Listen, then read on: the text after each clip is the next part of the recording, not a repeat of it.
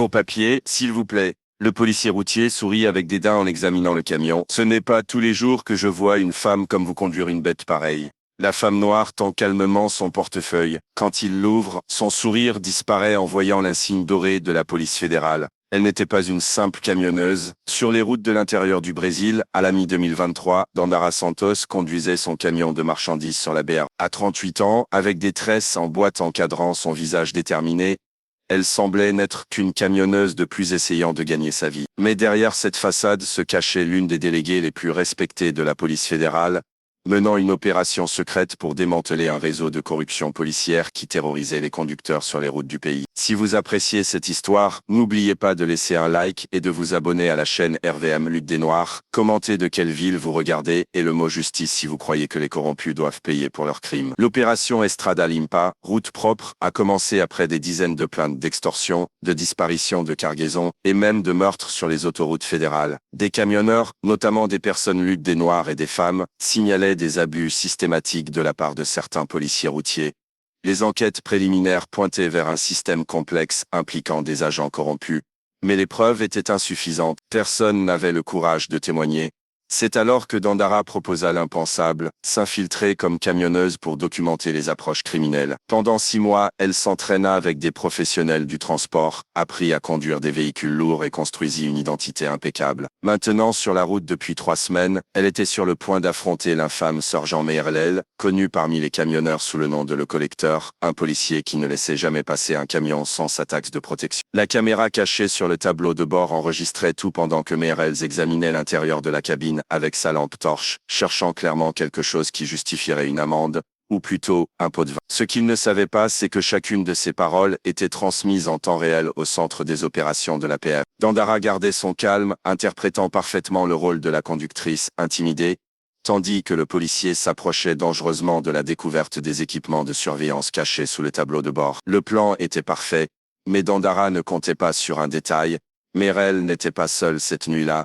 Un autre véhicule de police approchait, et à l'intérieur se trouvait quelqu'un qui pourrait la reconnaître d'une opération précédente. Si son identité était révélée, non seulement l'opération serait compromise, mais sa propre vie serait en danger entre les mains de ces hommes qui opéraient loin des yeux de la loi. Dandara réussira-t-elle à maintenir son déguisement, ou devra-t-elle révéler sa véritable identité pour s'échapper?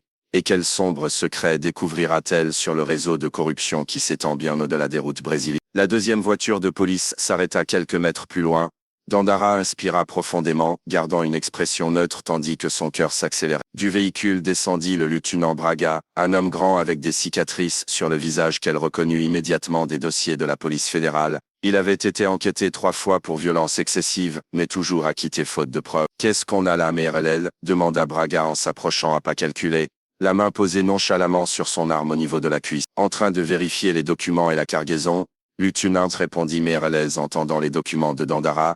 Nom de Maria Joaquina dos Santos, transportant des appareils électroménagers pour recycler. Braga examina les documents méticuleusement, son regard alternant entre les papiers et le visage de Dandara. Il y avait quelque chose dans ses yeux, une étincelle de reconnaissance. La déléguée déguisée garda sa posture, se souvenant de l'entraînement, ne pas montrer de nervosité, garder l'histoire cohérente, incarner complètement son personnage. « Tout est en ordre ?» demanda-t-elle avec un léger accent du nord-est, qu'elle avait perfectionné pendant des semaines de préparation. « Presque tout », répondit Braga avec un sourire malicieux, « sauf que ce tronçon de route a une taxe d'entretien spéciale, vous comprenez. » L'extorsion commençait exactement comme décrit dans les plaintes. Dandara hocha lentement la tête, jouant le rôle d'une camionneuse résignée qui connaissait déjà ce jeu. « Combien ?» demanda-t-elle en baissant les yeux dans une démonstration calculée de soumission. « 500, compte tenu de la valeur de votre cargaison, c'est un prix juste, » répondit Meirelles, tandis que Braga s'éloignait pour vérifier l'arrière du camion. Le moment était parfait pour recueillir des preuves, mais Dandara remarqua quelque chose de troublant. Braga n'inspectait pas seulement la cargaison, il faisait des signes à quelqu'un caché dans la végétation sur le bord de la route. Une embuscade. Cela ne figurait pas dans les rapports sur leur mode opératoire. Au café Rota 27, 50 km plus tôt, un camionneur vétéran avait averti Dandara. « Méfiez-vous du tronçon après la station Horizon. On dit que certains camions n'arrivent jamais à destination, surtout si la cargaison est précieuse. » Ces mots prenaient maintenant un sens sinistre. Il ne s'agissait pas seulement d'extorsion. L'opération criminelle était plus complète. Pendant qu'elle remettait l'argent à Meirelles, Dandara aperçut dans le rétroviseur le mouvement de phare éteint sur une route secondaire parallèle à l'autoroute. Son instinct de policière déclencha l'alarme. Elle était sur le point d'être conduite dans une embuscade où sa cargaison et son camion seraient probablement volés. Les statistiques de la région montraient un schéma. Les camionneurs qui résistaient disparaissaient souvent. Commentez votre opinion sur la vidéo. Tout est en ordre, dit Meirel en rangeant l'argent. Mais il y a un problème sur votre itinéraire. Le pont du kilomètre 20-37 est interdit aux véhicules lourds. Je vais vous montrer un détour plus rapide. Il désigna un chemin de terre qui s'éloignait de la route principale. Dandara savait qu'il n'y avait pas de pont interdit. C'était le piège qui se refermait. Le microphone caché transmettait tout à l'équipe de soutien. Mais ils étaient à au moins. Si elle s'engageait sur cette route secondaire, elle serait seule contre un groupe organisé de criminels. C'est très gentil, monsieur le policier, répondit-elle, gagnant du temps tout en évaluant ses options. Mais mon GPS n'indique aucune interdiction. Le visage de Meirel se durcit. Faites-moi confiance, c'est une interdiction récente. Suivez-moi. Braga revint, se positionnant à côté de la fenêtre du camion, bloquant partiellement la vue de Dandara sur la route. Un problème, Maria. Il est préférable de suivre les instructions de mon collègue. Ces routes peuvent être dangereuses la nuit pour une femme seule. La menace voilée était claire. Dandara devait prendre une décision dans les secondes suivantes. Se diriger vers l'embuscade en maintenant son déguisement, ou risquer l'opération en révélant son identité. Bien sûr, je vais vous suivre, acquiesça Dandara avec un sourire forcé, tout en activant discrètement le bouton d'urgence caché sous le tableau de bord. Un signal pour l'équipe de soutien d'accélérer son approche. J'ai juste besoin de vérifier quelque chose dans le moteur avant. Il fait un bruit étrange depuis Vitoria. Avant que les policiers ne puissent protester, elle descendit du camion, gagnant de précieuses secondes. Avec des mouvements calculés, elle ouvrit le capot et fit semblant d'inspecter le moteur. Cette manœuvre lui permit de mieux évaluer la situation. 2 hommes, cachés dans la végétation, probablement armés, et un troisième véhicule non identifié garé à environ 200 mètres sur le chemin de terre. Ne traînez pas, ordonna Meirel, visiblement impatient. Il se fait à... Juste une minute, répondit Dandara, tout en activant discrètement le système de verrouillage à distance du camion, une modification spéciale de la police fédérale. Même s'il la prenait de force, le véhicule ne pourrait pas être déplacé sans son autorisation. Braga s'approcha, se positionnant à côté d'elle. Laissez-moi jeter un coup d'œil. Je m'y connais un peu en mécanique, offrit-il d'un ton faussement serviable. Merci, répondit Dandara, lui permettant de se pencher sur le moteur. C'est à ce moment qu'elle remarqua quelque chose d'alarmant à la cuisse de Braga. Ce n'était pas une arme de police standard, mais un pistolet avec un numéro de série effacé. La même description de l'arme, utilisée lors du meurtre de 2 camionneurs le mois précédent. La situation était passée de l'extorsion à un homicide potentiel. Dandara devait gagner plus de temps. Je crois que c'est juste un tuyau desserré, commenta-t-elle en ajustant une connexion quelconque. Vous avez eu beaucoup de problèmes avec les vols dans cette région. J'ai entendu des histoires effrayantes au dernier poste. Rien dont vous ayez à vous soucier, coupa Meirel, échangeant des regards significatifs avec Braga. Si vous suivez nos instructions, vous arriverez à destination en toute sécurité. La radio dans la voiture de patrouille de Braga crépita. Il s'éloigna pour répondre, parlant à voix basse. Quand il revint, son comportement avait légèrement changé. Changement de plan, annonça-t-il à Meirel. Nous allons l'escarter directement jusqu'au parking du commissariat pour une inspection plus détaillée de la cargaison. Dandara comprit immédiatement. Quelque chose les avait alertés. Peut-être une communication interceptée de l'équipe de soutien de l'APF, ou un informateur. Ils abandonnaient le plan original de l'embuscade sur la route secondaire pour quelque chose d'encore plus dangereux, l'emmener dans un lieu qu'ils contrôlaient. Un problème avec mes papiers, demanda-t-elle, projetant une préoccupation authentique dans sa voix. Procédure de routine, répondit Braga sèchement. Nous avons eu des signalements de contrebande sur cette route. Montez dans le camion, maintenant. Le ton ne laissait aucune place à la discussion. Dandara savait que le commissariat mentionné se trouvait dans un district isolé, connu pour perdre des preuves et où les caméras de sécurité, convenablement tombaient en panne, lors de la détention de suspects. En fermant le capot, elle remarqua que les hommes, cachés dans la végétation, se dirigeaient vers les véhicules. Le piège se refermait. L'équipe de soutien était encore trop loin pour une intervention immédiate, et révéler son identité maintenant, encerclée par des criminels armés, serait potentiellement fatale. Dandara entra dans la cabine du camion, son esprit travaillant à toute vitesse. Le GPS secret montrait que son équipe n'était qu'à 12 minutes, elle devait survivre jusque-là. Suivez-moi, ordonna Braga, retournant à sa voiture, en démarrant le moteur.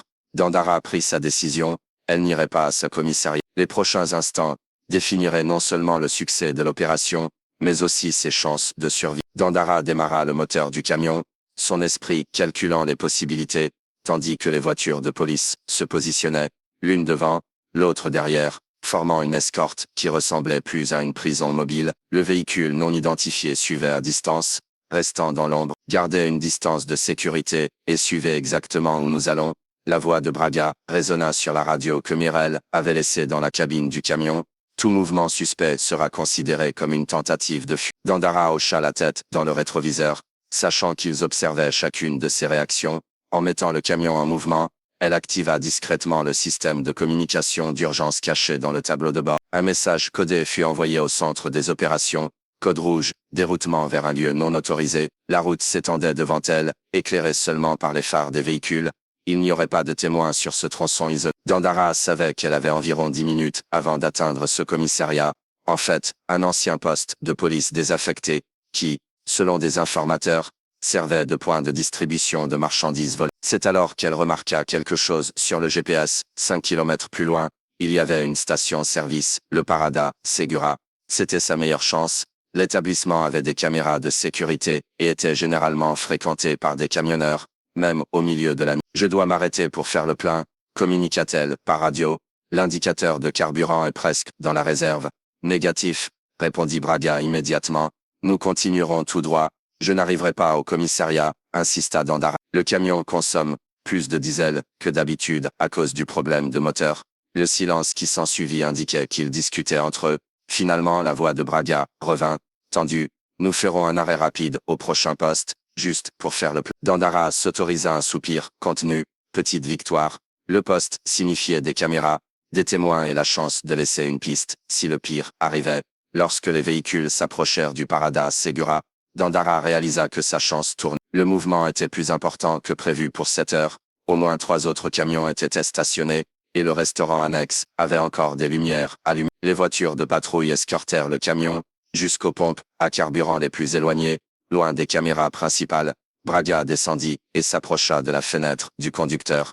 Restez dans le véhicule. Mirel va faire le plein, ordonna-t-il, ses yeux balayant l'environnement avec un malaise visible dû à la présence de témoins. J'ai besoin d'aller aux toilettes, répondit Dandara, sachant qu'elle repoussait les limites. Le visage de Braga se durcit. Mirel vous accompagnera. Quand elle descendit du camion, Dandara sentit le poids de l'arme cachée à sa cheville, son dernier recours.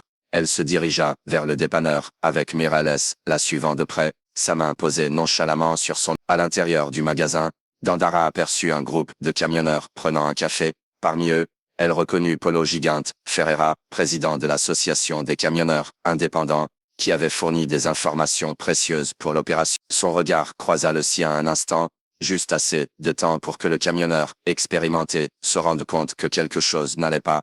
Les toilettes sont par là, indiqua Mirel, se positionnant stratégiquement pour bloquer toute tentative de communication avec les autres clients. Dans les toilettes, Dandara agit rapidement. Elle sortit un petit dispositif de sa poche, une unité de suivi de secours, et le cacha sous l'évier, où il ne serait trouvé que par quelqu'un qui saurait quoi chercher. Ensuite, elle griffonna rapidement un message codé sur le miroir avec du rouge à lèvres. Aigle acculé, commissariat, abandonné, mangerait, Samanyamanat. Tout agent fédéral, formé reconnaîtrait le code. C'était une vieille pratique de laisser des messages dans les toilettes publiques lors d'opérations précises. Quand elle sortit, Mirel montrait déjà de l'impatience, temps écoulé. En passant devant les camionneurs, Dandara laissa tomber discrètement un petit objet, sa broche de l'association des camionneuses du Brésil, un symbole que Polo reconnaîtrait immédiatement comme un appel à l'aide. De retour au camion, elle réalisa que la dynamique avait changé. Le véhicule, non identifié, était maintenant garé près des pompes, et 2 hommes, à l'allure intimidante, conversaient à voix basse avec Braga. Changement de plan, annonça Braga à son retour. Vous allez suivre cette voiture noire, sans déviation. Dandara comprit que la situation avait dégénéré. Il ne l'emmènerait plus au faux commissariat. La destination serait probablement bien plus dangereuse. Le GPS montrait que son équipe de soutien n'était qu'à 7 minutes. Mais le temps s'épuisait. Le convoi quitta la station Parada Segura. Information maintenant différente. La voiture noire devant, suivie par le camion de Dandara, avec les 2 voitures de police fermant la marche. La déléguée déguisée gardait son expression neutre, mais son esprit travaillait frénétiquement, évaluant les options. Par la fenêtre, elle remarqua qu'il se dirigeait vers une zone encore plus isolée, s'éloignant de la route principale. un terrain parfait pour une exécution discrète. Le GPS indiquait qu'il se dirigeait vers une région connue sous le nom de Valedos Esquecidos, vallée des oubliés, un ensemble de fermes abandonnées fréquemment citées dans les enquêtes sur les disparitions. Maintenez une vitesse constante, ordonna la voix de Merel Paradis. Nous arrivons presque. Dandara vérifia l'horloge. Son équipe de soutien devrait être à moins de 5 minutes, mais sans connaître sa localisation exacte après le détour, le sauvetage serait pratiquement impossible. C'est alors qu'elle réalisa que le signal GPS commençait à faiblir. Ils entraient dans une zone d'ombre de communication, probablement choisie exprès par les criminels. Cependant, ce que les policiers corrompus ne savaient pas, c'est que le camion de Dandara était équipé d'une technologie militaire de suivi, indépendante du signal de téléphone portable. Malgré tout, sa situation était critique. La route de terre serpentait à travers des collines couvertes de végétation dense, jusqu'à ce que la voiture noire ralentisse, tournant dans une entrée presque invisible, marquée seulement par une vieille pancarte rouillée. Fazenda, Alvorada, endroit parfait pour un crime. En entrant dans la propriété, Dandara vit un hangar métallique vieilli et à côté, une maison en ruine. 3 autres véhicules étaient garés, un camion-citerne similaire au sien, et 2 camionnettes de luxe aux vitres teintées. Sa suspicion se confirmait. Ce n'était pas seulement un stratagème d'extorsion, mais une opération sophistiquée de vol de cargaison. La voiture noire s'arrêta, et 3 hommes armés de fusils d'assaut en descendirent. Ce n'étaient clairement pas des policiers. Braga et Merel garèrent leur voiture, bloquant la seule sortie. Sortez du véhicule, ordonna l'un des hommes armés en s'approchant du camion. Dandara obéit, gardant les mains visibles. En descendant, elle fut immédiatement encerclée. Braga s'approcha avec un sourire froid. Vous savez, Maria, ou quel que soit votre vrai nom, vous m'avez semblé familière depuis le début, dit-il en tournant autour d'elle comme un prédateur. Quelque chose, chez vous, ne correspond pas au profil d'une simple camionneuse. Le cœur de Dandara s'accéléra, mais son expression resta impassible. Des années d'entraînement en opération d'infiltration lui avaient donné la capacité de garder son calme, même dans les situations les plus extrêmes. Je ne sais pas de quoi vous parlez, répondit. Je suis conductrice depuis 8 ans. Braga rit, un son dépourvu d'humour. Nous allons vérifier cela. Il fit un geste à l'un des hommes qui s'approcha avec une tablette. Technologie intéressante, scanner facial portable connecté à la base de données de la sécurité privée. Nous allons voir qui vous êtes vraiment. C'était une technologie que même la police fédérale ne possédait pas officiellement. Une preuve supplémentaire du niveau de sophistication de l'organisation criminelle. Dandara savait qu'elle avait des secondes avant que son identité ne soit révélée. À ce moment, le son d'un moteur puissant rompit le silence de la nuit. Des phares puissants illuminèrent l'entrée de la ferme et un klaxon caractéristique retentit. Le code sonore des camionneurs pour j'arrive. Tous les regards se tournèrent vers l'entrée. Une énorme semi-remorque avançait sur le chemin de terre, soulevant de la poussière. Avec les feux de détresse clignotant. Au volant se trouvait Polo Gigante, Ferreira, le camionneur que Dandara avait vu au poste. La distraction fut instantanée. Braga hurla des ordres pour qu'il bloque l'entrée, tandis que 2 des hommes armés coururent vers le véhicule, envahisseurs. Dandara reconnut l'opportunité. En un mouvement fluide, elle sortit l'arme cachée à sa cheville, et visa Merel, qui était le plus proche. Police fédérale, tout le monde à terre, maintenant, cria-t-elle, sa voix portant toute l'autorité d'une déléguée fédérale. Commentez 1 si vous aimez le contenu, 0 si vous n'êtes pas d'accord, et abonnez-vous si vous n'avez pas d'opinion. La surprise fut totale. Merel se figea, les yeux écarquillés de choc. Braga, plus expérimenté, réagit rapidement, cherchant son arme. Le chaos s'installe. Polo freina brusquement la semi-remorque, bloquant l'entrée et empêchant la fuite des véhicules. De l'intérieur de la cabine, 2 autres camionneurs sautèrent, armés de fusils de chasse. Ce n'étaient pas de simples transporteurs, mais une partie du réseau d'informateurs de la police fédérale. Lâchez votre arme, Braga, ordonna Dandara, gardant sa visée ferme.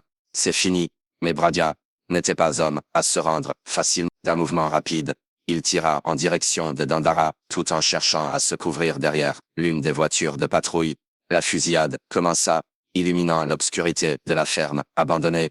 Dandara roula derrière un baril, sentant l'adrénaline couler dans ses veines. L'opération s'était transformée en une confrontation ouverte, et il s'agissait maintenant de survivre jusqu'à l'arrivée des renforts.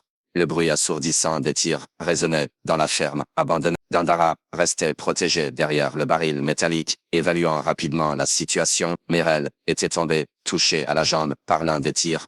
Bradia et deux hommes armés utilisaient les voitures de patrouille comme protection. Les autres criminels s'étaient repliés dans leur hangar, d'où ils tiraient sporadiquement.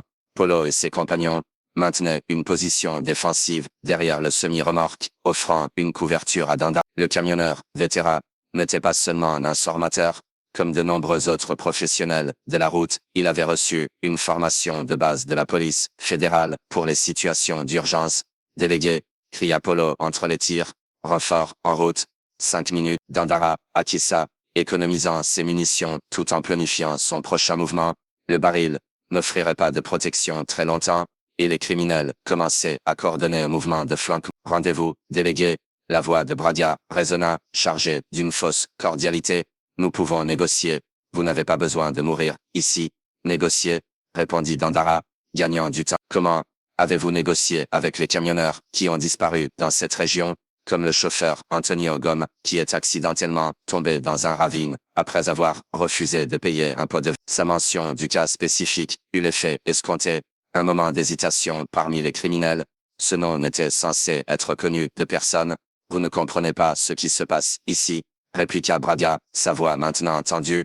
C'est bien plus grand que quelques policiers corrompus. Il y a des gens puissants impliqués. Je sais exactement qui est impliqué, répondit Dandara, le député Mendoza, propriétaire de cette ferme, le colonel Tavora, qui assure la protection politique, et l'homme d'affaires, Ricardo Almeida, qui distribue les cargaisons volées par le biais de ces sociétés. Et le silence qui s'ensuivit confirma ses soupçons.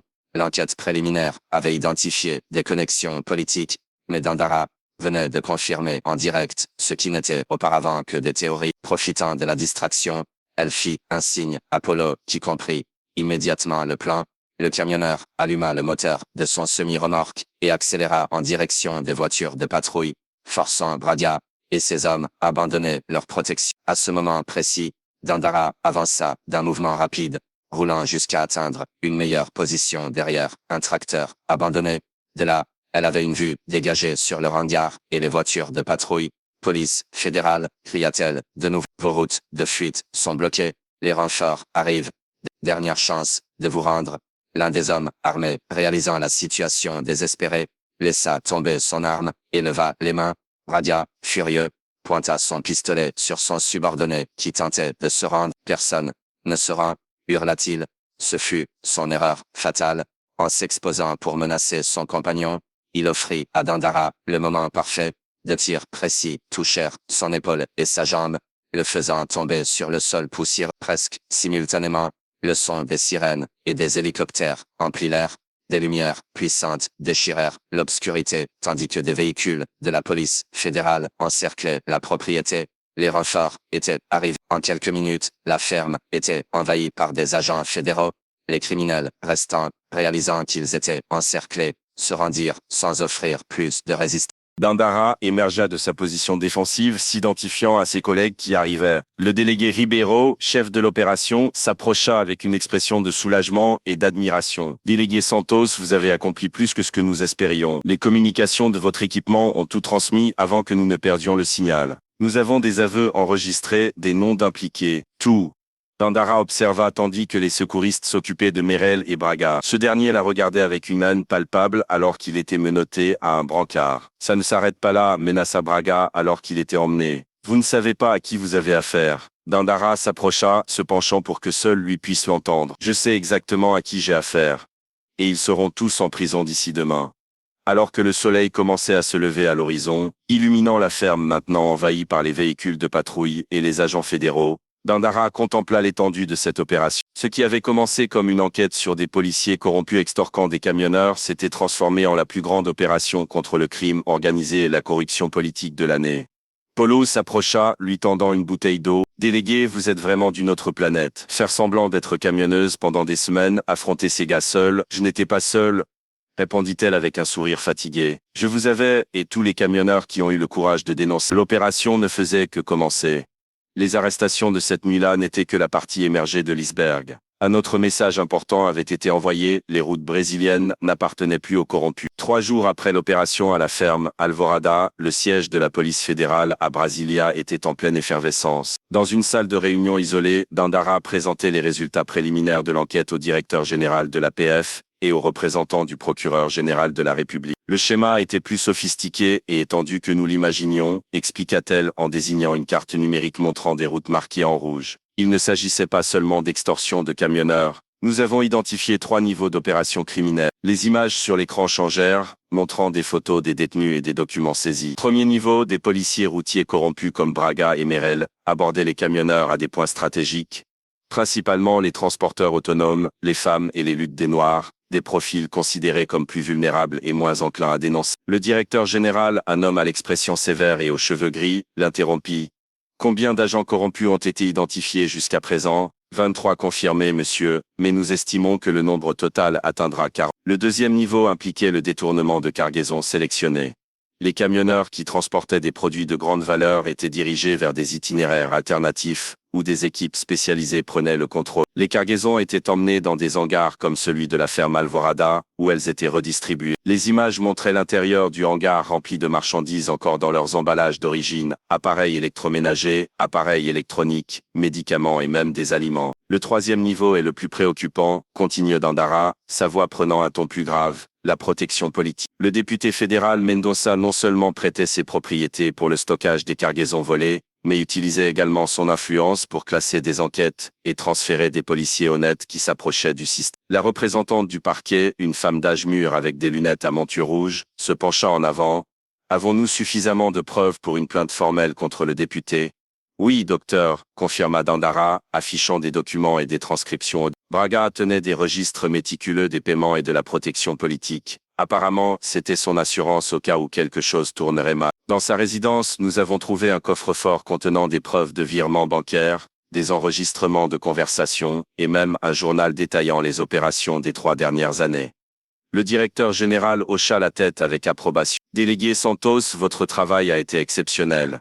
Vous infiltrer en tant que camionneuse était une stratégie risquée, mais elle a produit des résultats qu'aucune enquête conventionnelle n'aurait pu obtenir. Dandara reçut l'éloge avec un signe de tête modeste. Monsieur, le mérite ne me revient pas seul. Sans la collaboration des camionneurs, en particulier Paulo Ferreira et l'association, nous ne serions pas allés aussi loin.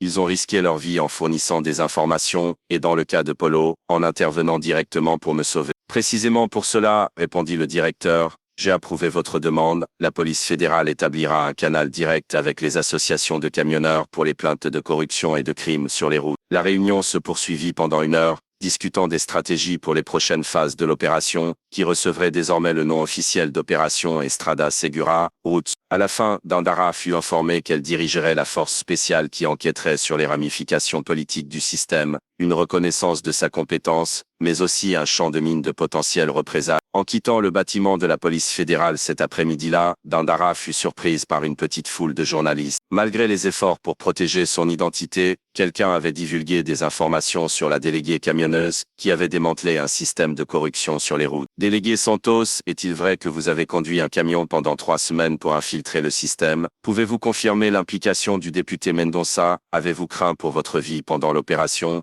Les questions venaient de toutes parts. Dandara garda son sang-froid, se contentant de déclarer que la police fédérale était engagée dans la lutte des Noirs contre la corruption à tous les niveaux avant de monter dans sa voiture. Ce qu'elle ne savait pas, c'est que son exposition publique venait de la transformer en cible de personnes puissantes qui n'avaient pas été capturées lors de l'opération initiale. Dans le luxueux bureau situé au dernier étage d'un immeuble d'affaires à São Paulo, Ricardo Almeida, PDG du groupe Almeida Logistica et l'un des principaux suspects non capturés lors de l'opération, regardait le reportage sur Dandara Santos aux informations nationales. Son visage normalement impassible se tordit en une expression de fureur contenue. « Éteignez ça », ordonna-t-il à son assistant qui éteignit aussitôt la télévision de. Ricardo tourna sa chaise en cuir pour faire face aux 3 hommes assis devant lui, un avocat de renommée nationale, un ancien directeur du renseignement policier, maintenant dans le secteur privé, et un homme plus âgé d'apparence discrète, identifié seulement comme le conseiller. « Quel est le préjudice subi jusqu'à présent ?» demanda Ricardo, sa voix contrôlée contredisant la tension évidente dans sa posture.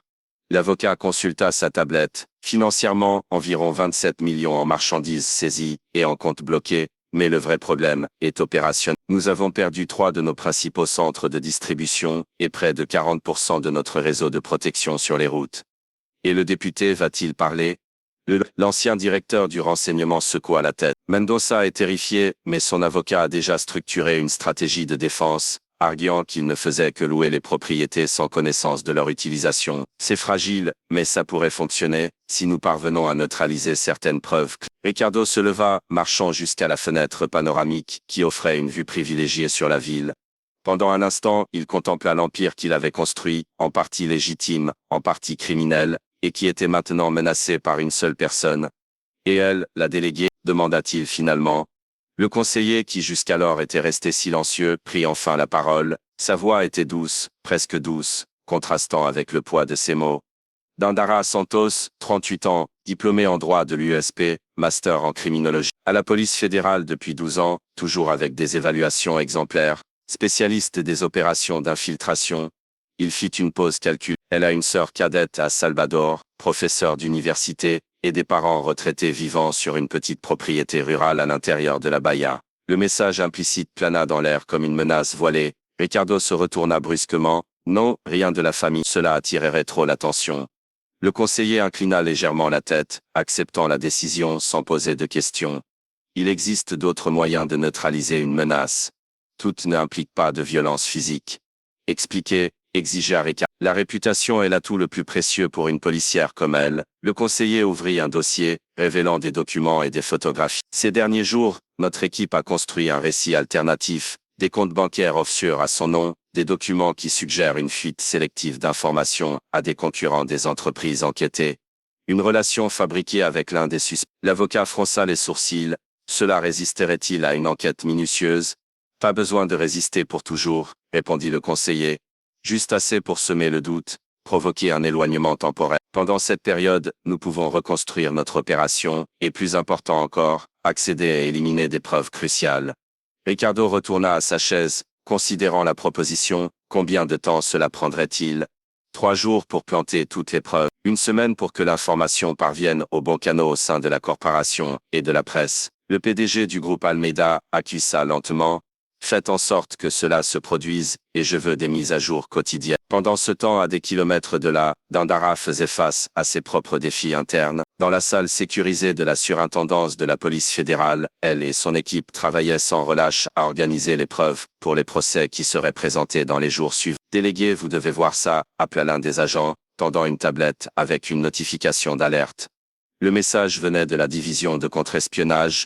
Attention, activité suspecte détectée vous ciblant. Tentative d'accès à des dossiers personnels et financiers au cours des 12 derniers mois. Recommandons le protocole de sécurité niveau 3. Dandara sentit un frisson parcourir sa colonne vertébrale. Le protocole de niveau 3 signifiait qu'elle était activement enquêtée ou surveillée par des éléments hostiles dotés de ressources importantes. Un problème? Demanda le délégué Ribeiro, remarquant son expression préoccupée. Dandara hésite. Partager l'information signifierait potentiellement être écarté de l'opération par mesure de sécurité. D'un autre côté, garder le secret pourrait compromettre toute l'enquête, si elle était réellement menacée. Rien d'urgent, répondit-elle finalement, décidant d'enquêter davantage avant de tirer la sonnette d'alarme. Juste quelques détails sur l'audience de garde à vue de demain. Pendant que l'équipe poursuivait son travail, Dandara ouvrit discrètement un programme sécurisé sur son ordinateur, lançant sa propre enquête, parallèle. Si quelqu'un venait la chercher, il trouverait une adversaire préparée. Ce qu'elle ne savait pas, c'est que la guerre en coulisses ne faisait que commencer, et que sa réputation, construite au fil d'années de travail acharné, serait bientôt le champ de bataille central de ce conflit. 5 jours après l'alerte de sécurité, Dandara était dans son appartement, révisant des documents pour le témoignage qu'elle donnerait le lendemain à la commission parlementaire d'enquête sur la corruption sur les routes fédérales. Il était 23h17 lorsque son téléphone sécurisé, une ligne exclusive pour les communications officielles, sonna. Santos, à l'écoute, dit-elle, gardant les yeux sur les documents. Délégué, c'est Ribeiro, nous devons nous parler en personne, maintenant. Le ton grave du chef de l'opération la fit se redresser immédiatement. Il s'est passé quelque chose? Pas au téléphone, retrouvez-moi au lieu Oméga dans 30 minutes. Venez seul et assurez-vous de ne pas être suivi. L'appel fut raccroché avant qu'elle ne puisse poser d'autres questions. Le lieu Oméga était un point de rencontre d'urgence utilisé uniquement dans des situations d'extrême sensibilité ou de risque. Quelque chose de très grave se passe. Dandara suivit le protocole de contre-surveillance à la lettre. Elle sortit par l'arrière du bâtiment, prit un taxi pour un centre commercial, changea de vêtements dans les toilettes, sortit par une autre entrée, et utilisa une voiture de réserve de la police fédérale, garée à un endroit prédéterminé.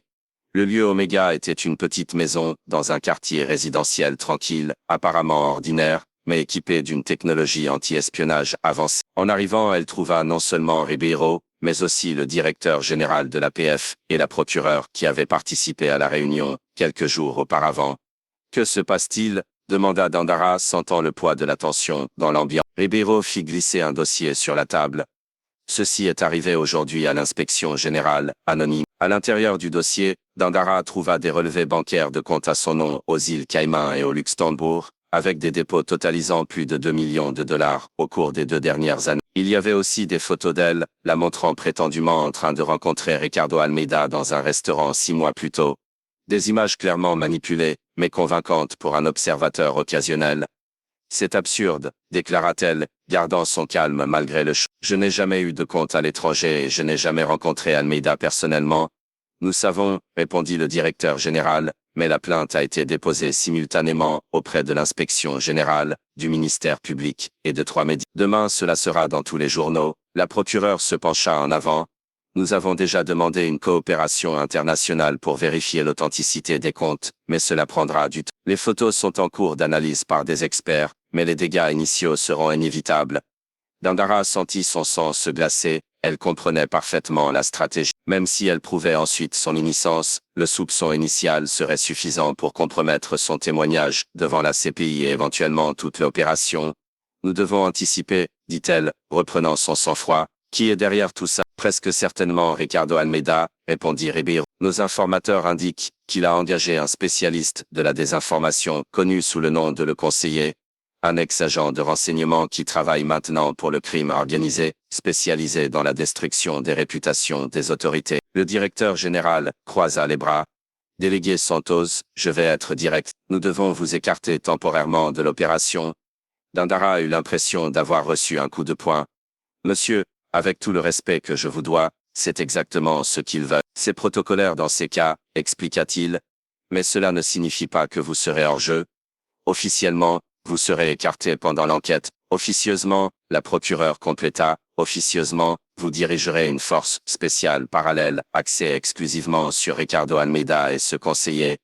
Sans dossier officiel, sans rapport formel, compartimentation totale des informations. C'était un coup risqué, mais Dandara comprit immédiatement la logique. Si Almeida croyait que sa stratégie avait fonctionné, il pourrait baisser sa garde, commettre des erreurs. Qui sera au courant de cela? Demanda-t-elle. Seulement nous 4 et 2 agents de votre entière confiance que vous pourrez choisir, répondit le directeur. À partir de demain, vous serez officiellement écarté, et sous enquête interne. Officieusement, vous aurez accès à des ressources spéciales, et à l'autorisation d'utiliser des méthodes non conventionnelles. Dandara acquiesça lentement. Je comprends. Et mon témoignage à la CPI? Annulé, évidemment, dit la procureure. Mais préparez-vous, la presse va vous tomber dessus comme des vautours. Ne répondez à aucune accusation. Ne vous défendez pas publiquement, laissez-les penser que vous êtes acculé. Les heures suivantes furent consacrées à la planification des détails de l'opération secrète. Lorsque Dandara quitta enfin le lieu Oméga, il était déjà plus de 3 heures du matin, le ciel commençait à s'éclaircir timidement à l'horizon, annonçant un nouveau jour. Un jour où son nom ferait la une, non pas comme une héroïne, mais comme une suspecte. En arrivant chez elle, elle trouva son téléphone personnel, inondé de notifications. L'histoire avait déjà fui. Le premier article d'un blog à sensation portait un titre dévastateur. Délégué anticorruption accusé de détenir des comptes secrets à l'étranger, des photos révèlent des rencontres avec l'homme d'affaires faisant l'objet d'une enquête. Dandara respira profondément, se préparant mentalement à ce qui allait arriver.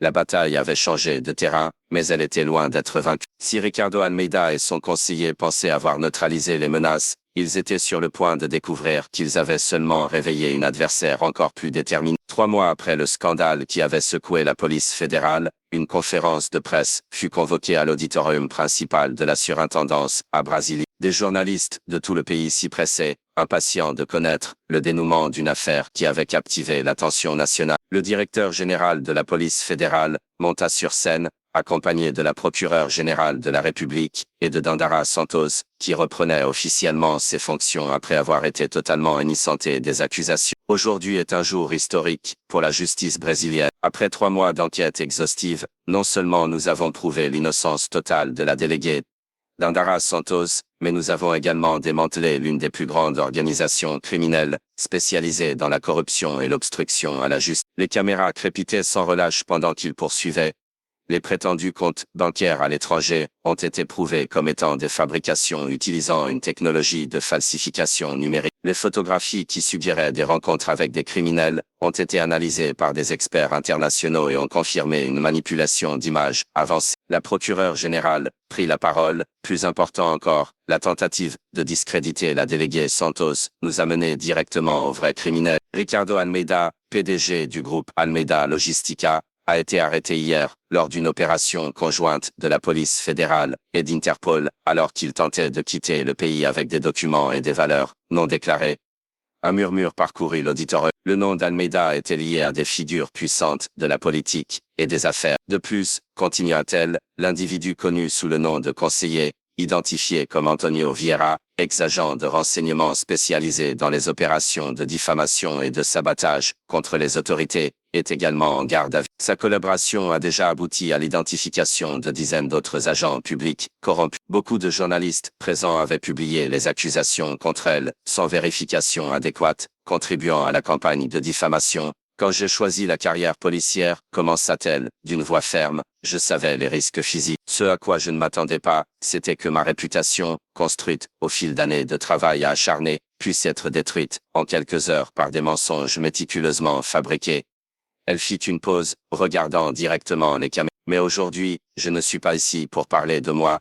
Je suis ici pour les camionneurs et les camionneuses qui continuent sur les routes, affrontant non seulement les dangers naturels de leur profession, mais aussi ceux qui devraient les protéger et qui, au lieu de cela, les exploitent. Les données présentées ensuite étaient impressionnantes. 57 policiers routiers suspendus, 23 déjà inculpés, 12 hommes politiques sous enquête, 5 hommes d'affaires arrêtés et plus de 200 millions de en biens saisis. L'opération Estrada Segura était devenue la plus grande action contre la corruption sur les routes de l'histoire du pays. Cette affaire démontre que personne n'est au-dessus de la loi, conclut Dandara. Et cela prouve également que, aussi sophistiquées que soient les méthodes criminelles, la vérité finit toujours par prévaloir. Après la conférence de presse, alors qu'elle accordait des entretiens individuels, Dandara aperçut un visage familier dans la foule, Paulo Gigante Ferreira, le camionneur qui avait risqué sa vie pour la sauver cette nuit-là à la ferme Alvorada, observait tout avec un sourire discret. À ses côtés, des dizaines d'autres camionneurs et camionneuses qui avaient contribué par leur dénonciation tout au long de l'enquête.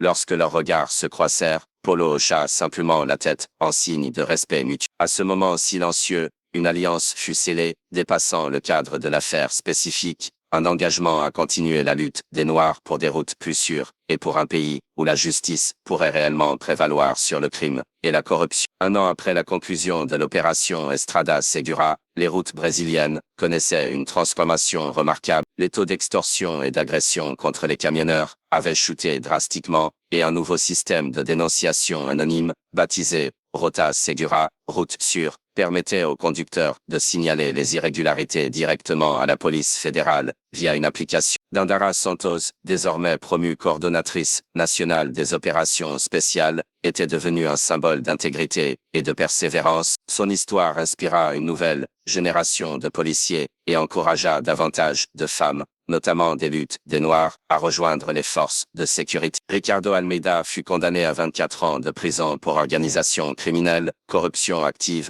blanchiment d'argent et obstruction à la justice. Le conseiller, dans le cadre d'un accord de délation récompensé, fournit des informations qui menèrent à l'ouverture d'enquêtes contre des juges, des procureurs, et même un ministre. Le député Mendoza renonça à son mandat avant d'être destitué et attendait son jugement en résidence surveillée. Son réseau de protection politique, qui pendant des années avait garanti l'impunité aux criminels, s'effondra finalement. Quant à Paulo Ferreira, son courage lui valut une invitation à diriger un comité consultatif au sein du nouveau secrétariat national de la sécurité routière, où son expérience de camionneur apportait une perspective inestimable aux politiques publiques. Un dimanche après-midi, loin des projecteurs, Dandara visita le café Rota 27, là où tout avait commencé un an auparavant. L'établissement, désormais connu comme un point de rencontre nœud sûr pour les camionneurs, affichait fièrement une photo encadrée de Dandara aux côtés de Polo et d'autres camionneurs, le jour de la décoration qu'ils avaient reçue du ministère de la Justice. En buvant son café,